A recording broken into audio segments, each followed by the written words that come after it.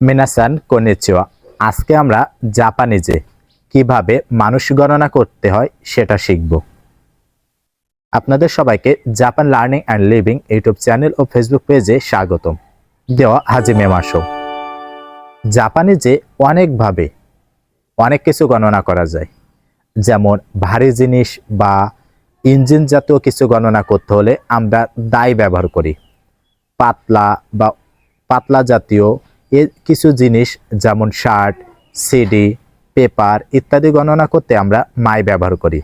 ঠিক তেমনই মানুষ গণনা করার জন্য আমরা একটা নির্দিষ্ট ফরম্যাট ব্যবহার করি, সেটা হচ্ছে নিন। নিন অর্থ পার্সন, অর্থাৎ ব্যক্তি। যখন আমরা বলি যে 4 জন তখন বলি যে ইও নিন, যখন বলি 5 জন তখন বলি গো নিন, অর্থাৎ আমার এখানে কি যুক্ত হচ্ছে? নিন যুক্ত হচ্ছে সাফিক্স হিসাবে। তাহলে এখানে আবার ব্যতিক্রম আছে। ব্যতিক্রমটা কি? যখন আপনি জাপানিজে বলবেন একজন তখন আপনি বলবেন হিতরি। যখন বলবেন 2 জন তখন বলবেন ফুতারি। হিতরি ফুতারি, একজন 2 জন। এবং বাকি যে মানে মানুষ গণনার যে কাউন্টিং গুলো আছে, অর্থাৎ 3 থেকে হাজার লক্ষ মানে কোটি কোটি মানুষ যখন আপনি বলবেন তখন আপনি সে কাউন্টিং অর্থাৎ নাম্বার প্লাস নিন বসাবেন।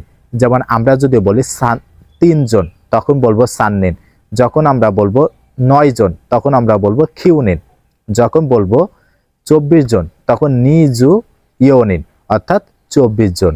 ঠিক একইভাবে যখন আমরা 100 জন বলবো তখন বলবো হিহাকু নিন। তাহলে আমার এখানে মনে রাখতে হবে কোনটা? যারা JLPT basic, JLPT N5 learner আছে বা যারা বিগিনার আছে তাদেরকে মূলত মনে রাখতে হয় একজনকে বলে হিতরি, 2 জনকে বলে ফুতারি। আর জেএলপিটি পরীক্ষায় বা নাট পরীক্ষায় মূলত যদি প্রশ্ন আসে তাহলে 1 জন হিতরি, 2 জন ফুতারি, এই সেকশন থেকে মূলত প্রশ্ন আসে।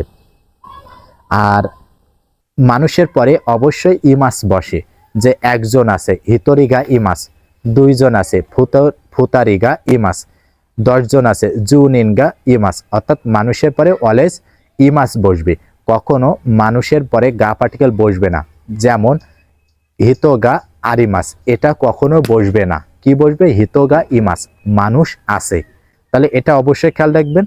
আর যদি ভিডিওটা ভালো লাগে অবশ্যই আপনারা ইন্সপিরেশনমূলক অবশ্যই কমেন্ট করবেন যে কোন ধরনের ভিডিওগুলো তৈরি করলে আপনাদের জন্য ভালো হবে। মিনাসান গাম্বাত্তে বেঙ্কো শীতে নে।